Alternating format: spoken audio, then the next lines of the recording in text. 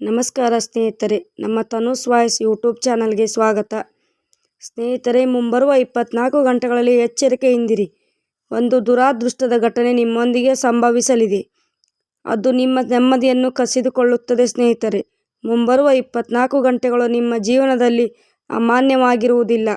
ಒಂದು ಇಂಥ ವಿನಾಶದ ಸಮಯ ಪ್ರಾರಂಭವಾಗುತ್ತದೆ. ಅದು ನಿಮ್ಮ ಸಂತೋಷಗಳನ್ನು ಕಸಿದುಕೊಳ್ಳುವುದು ಮಾತ್ರವಲ್ಲದೆ ನಿಮ್ಮ ಕುಟುಂಬವನ್ನು ಹಾಳು ಮಾಡುತ್ತದೆ. ನೋಡಿ, ಮುಂಬರುವ ಸಮಯವು ಸಾಮಾನ್ಯ ಸಮಯವಾಗಿರುವುದಿಲ್ಲ. ಹಾಲಿಗೆ ಬಾಯಿ ಸುಟ್ಟುಕೊಂಡವನು ಮಜ್ಜಿಗೆಯನ್ನು ಊದಿ ಊದಿ ಕುಡಿಯುತ್ತಾನೆ ಎನ್ನುತ್ತಾರಲ್ಲವೇ, ಹಾಗೆ ಮುಂಬರುವ 24 ಗಂಟೆಗಳಲ್ಲಿ ನಿಮ್ಮ ಪ್ರತಿಯೊಂದು ಹೆಜ್ಜೆಯು ನಿಮ್ಮನ್ನು ನಾಶದತ್ತ ಕೊಂಡೊಯ್ಯುತ್ತದೆ. ಸ್ನೇಹಿತರೆ, ನನ್ನ ಜೀವನದಲ್ಲಿ ಇದು ಹೇಗೆ ನಡೆಯುತ್ತದೆ ಎಂದು ನೀವು ಯೋಚಿಸುತ್ತೀರಿ. ಮುಂಬರುವ ಹಬ್ಬವನ್ನು ನೀವು ಸಂತೋಷದಿಂದ ಆಚರಿಸಲು ಬಯಸಿದರೆ ಇಂದು ನನ್ನ ಈ ಸಣ್ಣ ವಿಡಿಯೋವನ್ನು ಕೊನೆವರೆಗೂ ಗಮನವಿಟ್ಟು ಖಂಡಿತವಾಗಿಯೂ ನೋಡಿ. ಎಲ್ಲೋ ನಿಮ್ಮ ಈ ಸಂತೋಷ ಶೋಕವಾಗಿ ಬದಲಾಗದಿರಲಿ. ಎಲ್ಲೋ ನಿಮ್ಮ ಒಂದು ಸಣ್ಣ ತಪ್ಪು ನಿಮ್ಮ ಜೀವನದ ಅನ್ನ ನೀರನ್ನು ಕಸಿದುಕೊಳ್ಳದಿರಲಿ. ಇಂದು ನಾನು ನಿಮಗೆ ಹೇಳುವ ಪ್ರತಿಯೊಂದು ವಿಷಯವೂ ನಿಖರವಾದ ಗ್ರಹಚಾರದ ಚಲನೆ ಆಧಾರದ ಮೇಲಿರುತ್ತದೆ. ಸ್ನೇಹಿತರೆ, ಈ ಮಾತನ್ನು ತಮಾಷೆ ಎಂದು ಭಾವಿಸುವ ತಪ್ಪನ್ನು ಖಂಡಿತವಾಗಿಯೂ ಮಾಡಬೇಡಿ. ಇಲ್ಲವಾದರೆ ಜೀವನ ಪೂರ್ತಿ ನಿಮ್ಮನ್ನು ನೀವೇ ಶಪಿಸಿಕೊಳ್ಳುವಷ್ಟು ಪಶ್ಚಾತ್ತಾಪ ಪಡುತ್ತೀರಿ. ಸ್ನೇಹಿತರೆ, ನಾನು ನಿಮ್ಮ ಹೆಚ್ಚಿನ ಸಮಯವನ್ನು ತೆಗೆದುಕೊಳ್ಳುವುದಿಲ್ಲ. ಮೊದಲನೆಯದಾಗಿ ನಾನು ನಿಮ್ಮಲ್ಲಿ ಒಂದು ಸಣ್ಣ ವಿನಂತಿ ಮಾಡುತ್ತೇನೆ. ಅದೇನೆಂದರೆ, ನೀವು ಎಲ್ಲರೂ ಈ ವಿಡಿಯೋವನ್ನು ಲೈಕ್ ಮಾಡಿ ಮತ್ತು ಕಮೆಂಟ್ ಬಾಕ್ಸ್ನಲ್ಲಿ ಜೈ ಮಾತಾ ಭದ್ರಕಾಳಿ ಎಂದು ಖಂಡಿತವಾಗಿಯೂ ಬರೆಯಿರಿ. ಸತ್ಯವಾದ ಮನಸ್ಸಿನಿಂದ, ಸತ್ಯವಾದ ಶ್ರದ್ಧೆಯಿಂದ ಮತ್ತು ಸತ್ಯವಾದ ನಂಬಿಕೆಯಿಂದ ಯಾರು ಜೈ ಮಾತಾ ಭದ್ರಕಾಳಿ ಎಂದು ಬರೆಯುತ್ತಾರೋ ಅವರ ಪ್ರತಿಯೊಂದು ಆಸೆಯೂ ಈಡೇರುತ್ತದೆ. ಸ್ನೇಹಿತರೆ, ಪ್ರತಿಯೊಬ್ಬ ವ್ಯಕ್ತಿಯು ಜೀವನದಲ್ಲಿ ಸಂತೋಷವಾಗಿರಲು ಬಯಸುತ್ತಾನೆ. ಪ್ರತಿಯೊಬ್ಬ ವ್ಯಕ್ತಿಯು ಕುಟುಂಬವು ಪ್ರಗತಿ ಹೊಂದಬೇಕು ಎಂದು ಬಯಸುತ್ತಾನೆ. ಕುಟುಂಬದಲ್ಲಿ ಯಾವುದೇ ರೀತಿಯ ವಿಘ್ನ, ಅಡಚಣೆ ಅಥವಾ ತೊಂದರೆ ಬರಬಾರದು ಎಂದು ಬಯಸುತ್ತಾನೆ. ಆದರೆ ನೋಡಿ, ಕೆಲವೊಮ್ಮೆ ವಿಧಿಯ ನಿಯಮವನ್ನು ಬದಲಾಯಿಸುವುದು ಪರಮಾತ್ಮನ ಕೈಯಲ್ಲೂ ಇರುವುದಿಲ್ಲ. ಹಲವು ಬಾರಿ ಮನುಷ್ಯನು ತನ್ನ ಹಣೆಬರಹವನ್ನು ತಾನೇ ಸ್ವತಃ ತನ್ನ ಕೈಯಿಂದ ಬರೆಯುತ್ತಾನೆ. ಹಾಗಾಗಿ ಈ ಸಮಯದಲ್ಲಿ ನಿಮ್ಮ ಜೀವನದಲ್ಲಿ ನಡೆಯುತ್ತಿರುವ ಘಟನೆಗಳ ಹಿಂದೆ ಬೇರೆಯವರ ಕೈ ಇಲ್ಲ, ಬದಲಿಗೆ ನಿಮ್ಮದೇ ಕೈ ಇದೆ. ಹೌದು, ನೀವೆಲ್ಲರೂ ಈ ಸಮಯದಲ್ಲಿ ಜಾಗರೂಕರಾಗಿರಿ. ಈ ಸಮಯವೇನಿದೆಯೋ ಈ ಸಮಯ ನಿಮ್ಮ ಜೀವನದಲ್ಲಿ ಒಂದು ಮಹಾಭಯಾನಕ ಘಟನೆಗೆ ಆಹ್ವಾನ ನೀಡುತ್ತದೆ. ಮತ್ತು ಈ ಎಚ್ಚರಿಕೆಯನ್ನು ತಮಾಷೆಯಾಗಿ ನೀಡುತ್ತಿಲ್ಲ, ಬದಲಿಗೆ ಆ ಅದೃಶ್ಯದ ಶಕ್ತಿಗಳ ಪ್ರಭಾವವನ್ನು ಅನುಭವಿಸುತ್ತಾ ಹೇಳುತ್ತಿದ್ದೇನೆ. ಅವು ನಿಮ್ಮ ಹಣೆಬರಹದ ದಾರಿಯನ್ನೇ ಬದಲಾಯಿಸಲು ಸಿದ್ಧವಾಗಿ ಕುಳಿತಿವೆ. ಹೌದು ಸ್ನೇಹಿತರೆ, ಕೊನೆಗೂ ಇಂತಹದ್ದೇನಾಗಬಹುದು? ಕೊನೆಗೆ ಇದರ ಹಿಂದಿನ ಕಾರಣವೇನು? ಕೊನೆಗೆ ಇದನ್ನು ಯಾರು ಮಾಡುತ್ತಿದ್ದಾರೆ ಎಂದು ನೀವು ಯೋಚಿಸುತ್ತಿರಬಹುದು. ಆದರೆ ಇಂದಿನ ಈ ವಿಡಿಯೋ ನಿಮ್ಮ ಮುಂದೆ ಕನ್ನಡಿಯಂತೆ ಬಂದು ನಿಂತಿದೆ ಮತ್ತು ನಿಮ್ಮ ಜೀವನದ ಆ ಸತ್ಯವನ್ನು ತಿಳಿಸುತ್ತದೆ. ಅದನ್ನು ನೀವು ಇಂದಿನವರೆಗೂ ಎಂದಿಗೂ ಕೇಳದಿರುವುದಿಲ್ಲ, ಏಕೆಂದರೆ ಇದು ಕೇವಲ ಭವಿಷ್ಯವಾಣಿಯಲ್ಲ, ಬದಲಿಗೆ ನಿಮ್ಮ ಸುತ್ತಲೂ ಸುಳಿದಾಡುತ್ತಿರುವ ರಹಸ್ಯ ಹಾಗೂ ಸತ್ಯವಾಗಿದೆ. ಈ ಸಮಯದಲ್ಲಿ ನಿಮ್ಮ ಸುತ್ತಮುತ್ತ ಕೆಲವು ನಕಾರಾತ್ಮಕ ಘಟನೆಗಳು ಸುಳಿದಾಡುತ್ತವೆ. ಅವುಗಳ ಸಂಕೇತವು ಬ್ರಹ್ಮಾಂಡದಿಂದ ಸಿಗುತ್ತದೆ. ಮತ್ತು ಈ ಸಮಯದಲ್ಲಿ ನಿಮ್ಮ ಜಾತಕದಲ್ಲಿ ಸಹ ಒಂದು ಗ್ರಹವು ಕೆಟ್ಟ ಫಲವನ್ನು ನೀಡುತ್ತಿಲ್ಲ. ಆದರೆ ಅದರ ಹಿಂದಿನ ಕಾರಣವೇನು ಎಂಬುದನ್ನು ನಾನು ನಿಮಗೆ ಹೇಳುತ್ತೇನೆ. ಈ ದಿನದ ಆರಂಭದಲ್ಲಿ ನಿಮಗೆ ಕೊಂಚ ಕಿರಿಕಿರಿ ಅಥವಾ ಚಡಪಡಿಕೆ ಇರುತ್ತದೆ. ಹಳೆಯ ಬಡಿತ ಹಠಾತ್ತಾಗಿ ವೇಗಗೊಳ್ಳುತ್ತದೆ ಮತ್ತು ಯಾವುದೋ ಅದ್ಭುತ ಮತ್ತು ನಿಯಂತ್ರಣವಿಲ್ಲದ ಭಯಾನಕ ಶಕ್ತಿಯು ನಿಮ್ಮ ಜೀವನವನ್ನು ಪ್ರವೇಶಿಸುತ್ತದೆ. ಇದರಿಂದಾಗಿ ಸ್ನೇಹಿತರೆ, ಅಯ್ಯೋ ನನಗೇನಾಗುತ್ತದೆ ಎಂದು ನಿಮ್ಮ ಎದೆ ನಡುಗಿ ಹೋಗುತ್ತದೆ. ಜೀವನವು ಬದಲಾಗಲು ತೊಡಗಿದಾಗ ಆ ಬದಲಾವಣೆ ಬಹಳ ಕಠಿಣವಾಗಿರುತ್ತದೆ.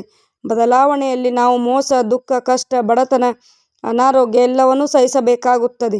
ಈ ರೀತಿ ನಿಮ್ಮ ಜೀವನದಲ್ಲೂ ಸಹ ಸಾಕಷ್ಟು ಬದಲಾವಣೆಗಳು ಬರಲಿವೆ. ಸ್ವಂತ ವ್ಯಕ್ತಿ ಯಾರೋ ಹಠಾತ್ತಾಗಿ ನಿಮಗೆ ಮೋಸ ಮಾಡಬಹುದು, ಅಥವಾ ನೀವು ಸರಿ ಎಂದು ಭಾವಿಸಿದ್ದ ನಿರ್ಧಾರವೇ ನಿಮ್ಮ ವಿನಾಶಕ್ಕೆ ಕಾರಣವಾಗಬಹುದು.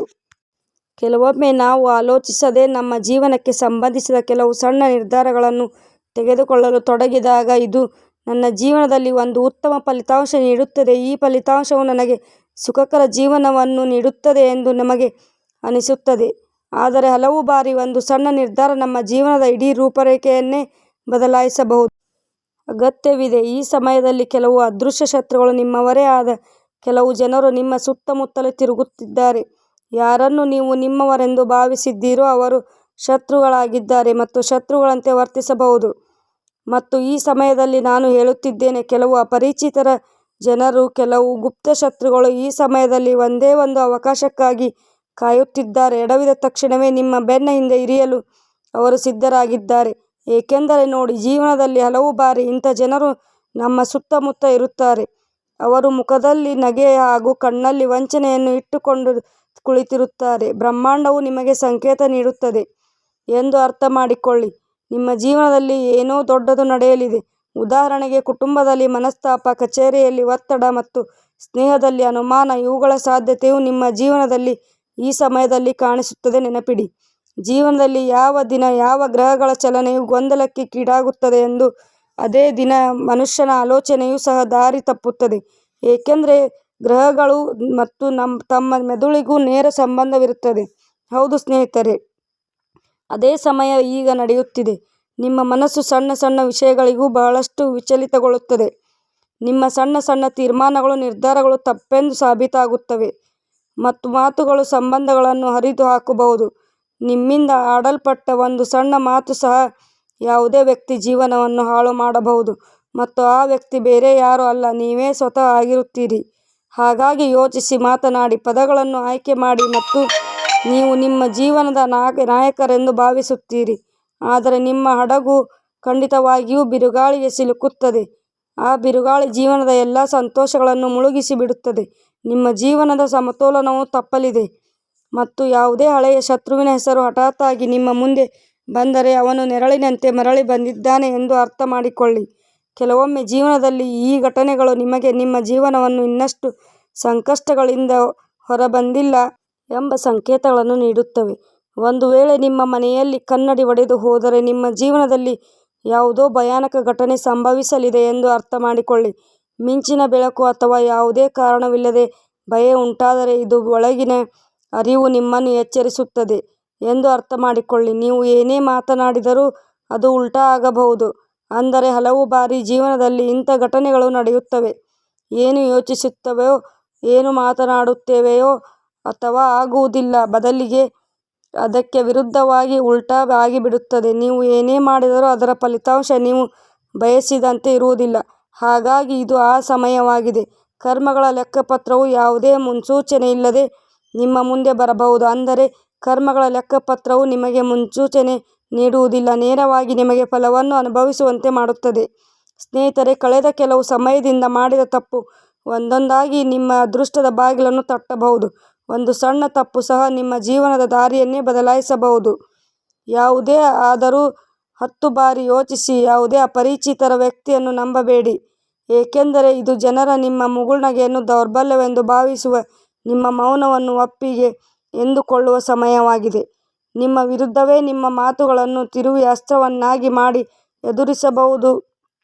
ಹೌದು ಸ್ನೇಹಿತರೆ, ಆದ್ದರಿಂದ ನೆನಪಿರಲಿ, ಒಂದು ವೇಳೆ ಮನೆಯಲ್ಲಿ, ಕುಟುಂಬದಲ್ಲಿ ವಾದ ವಿವಾದ ಪರಿಸ್ಥಿತಿ ಉಂಟಾಗುತ್ತದೆ, ಸಣ್ಣ ಸಣ್ಣ ವಿಷಯಗಳು ಸಂಭವಿಸಿದರೆ ನೀವು ಅಲ್ಲಿ ಏನು ಮಾಡಬೇಕು? ಆಗ ನೀವು ಮೌನವಾಗಿದ್ದರೆ ಸಾಕು. ಸ್ಪಷ್ಟ ಮತ್ತು ಸರಳ ಭಾಷೆಯಲ್ಲಿ ನಿಮಗೆ ಅರ್ಥೈಸುವಂತೆ ಏನೆಂದರೆ, ಯಾವುದೇ ವಾದ ವಿವಾದ ಅಥವಾ ಜಗಳ ಸಂಪೂರ್ಣವಾಗಿ ದೂರವಿರಿ. ಯಾರಾದರೂ ಮೂರನೇ ವ್ಯಕ್ತಿ ಜಗಳಾಡುತ್ತಿದ್ದರೆ ನೀವು ಮಧ್ಯ ಪ್ರವೇಶಿಸಿ ಮಾತನಾಡುವ ಅಗತ್ಯವಿಲ್ಲ. ರಾಜಿ ಪಂಚಾಯಿತಿ ಮಾಡುವ ಅಗತ್ಯವಿಲ್ಲ. ಯಾವುದೇ ಆತ್ಮೀಯತೆಯನ್ನು ತೋರಿಸುವ ಅಗತ್ಯವಿಲ್ಲ. ಆದರೆ ಸ್ನೇಹಿತರೆ, ಹಲವು ಬಾರಿ ಕಷ್ಟಗಳು ಹೇಳಿ ಕೇಳಿ ಬರುವುದಿಲ್ಲ ಮತ್ತು ಸಮಯದಲ್ಲಿ ನನಗೆ ಗ್ರಹಗಳು ನಷ್ಟ ಮುನ್ಸೂಚನೆ ನೀಡಿವೆ.